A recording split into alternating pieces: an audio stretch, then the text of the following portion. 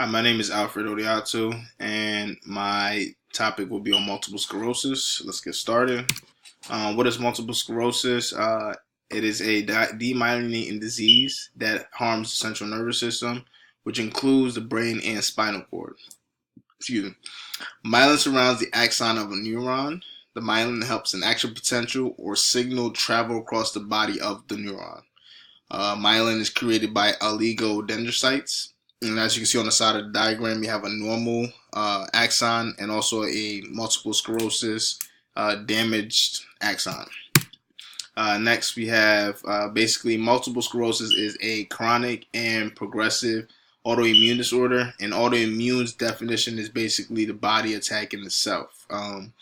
Four types of multiple sclerosis: MS is relapsing and remitting multiple sclerosis, secondary progressive multiple sclerosis, and also primary progressive multiple sclerosis and progressive relapsing multiple sclerosis. Um, Multiple MS affects 20 to 40-year-olds within that population. Symptoms can worsen for weeks, and without proper treatment, it can last for months. Charcot neurological triad is basically a trio of symptoms for multiple sclerosis. Charcot's neurologic triad contains three major symptoms associated with multiple sclerosis. That is dysarthria, which is difficult or unclear speech; nystagmus is involuntary rapid eye movements; and intentional tremor. Dysarthria is plaque that sits on a brainstem that affects the nerve fibers connected to muscles that are in the mouth and throat. Dysarthria can affect eating, swallowing, and speech capabilities. Nystagmus is caused by a buildup of plaque around the nerves controlling eye movements. Plaque builds up on the optic nerve, which can cause loss of vision in one or both eyes, known as optic neuritis. Plaque buildup on the optic nerve can also cause pain or double vision, and double vision is basically loss of coordination between both eyes.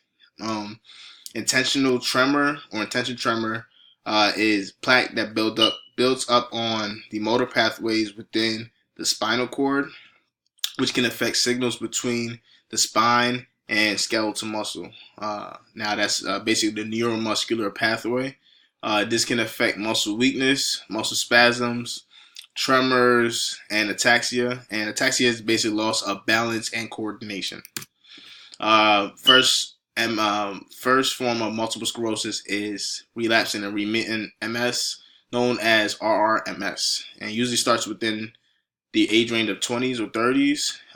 Relapses are when multiple sclerosis flares up, which occurs sporadically over time.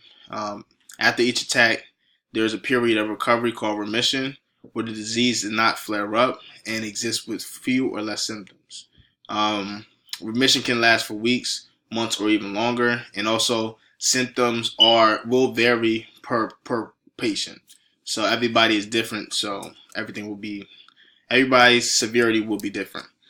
Symptoms of RRMS includes dizziness, bowel or bladder movements, sexual problems, fatigue, issues with balance and coordination, and depression. RRMS treatments include DMD, Novatrone, Tysabri, Ocrevus, and many more.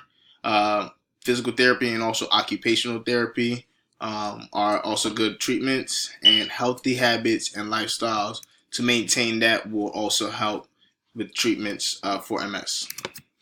Secondary progressive multiple sclerosis, known as SPMS, lasts for 10 years or more, usually diagnosed within a decade. After a decade, relapses tend to linger after each attack.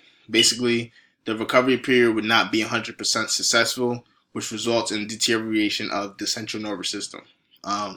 There's no cure for this disease, and the reason behind progression from RRMS to SPMS, there's no real reason behind that.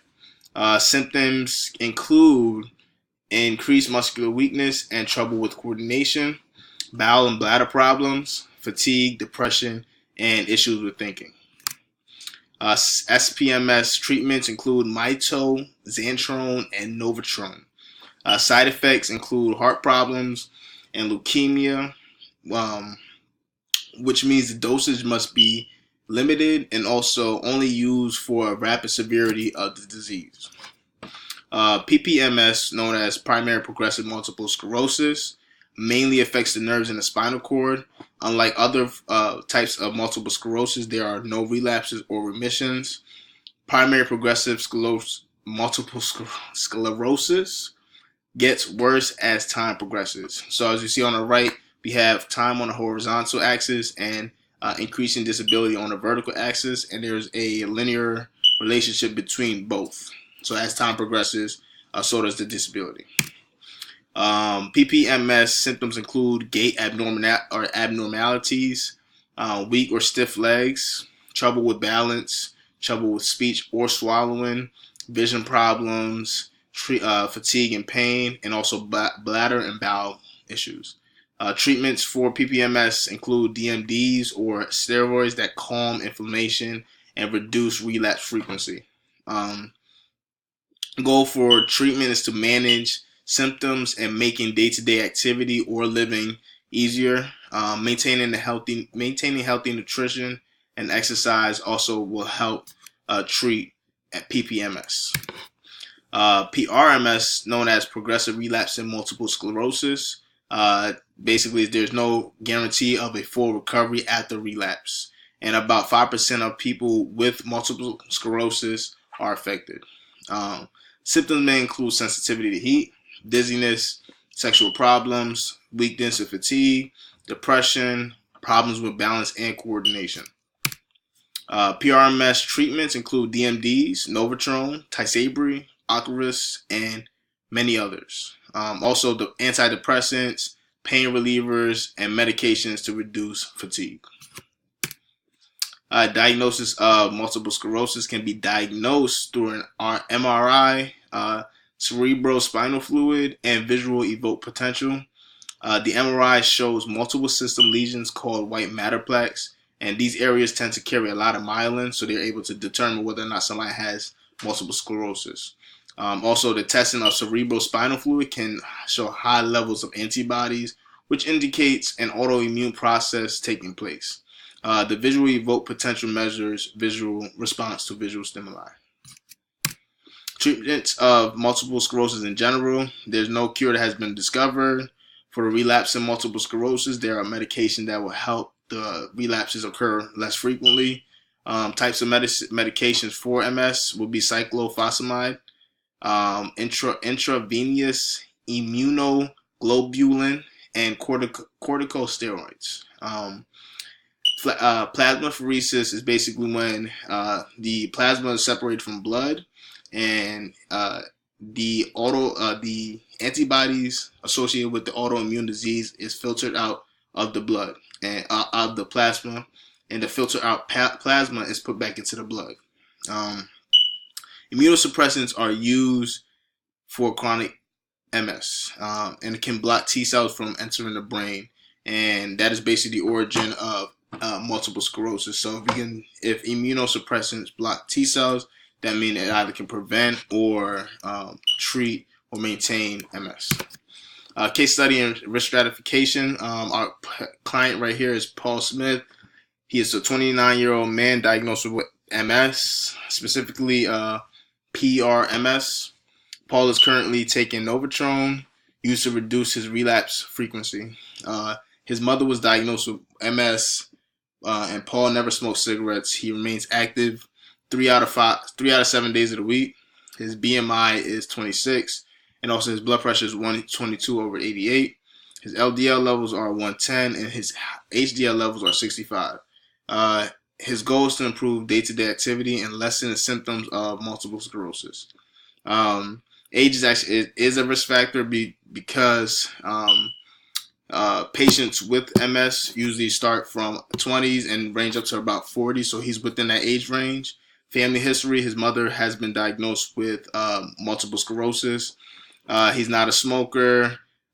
He has a non-sedentary lifestyle.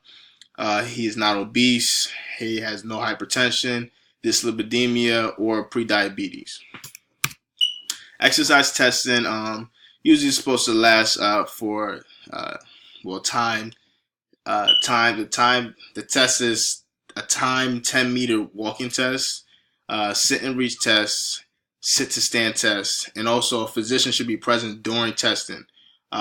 Medical and family history must be obtained prior to exercise testing. Exercise prescription, which comes after exercise testing.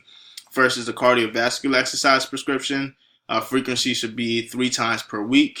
Intensity should be at a moderate intensity with 65 to 75% of max heart rate. At least 30 minutes per session.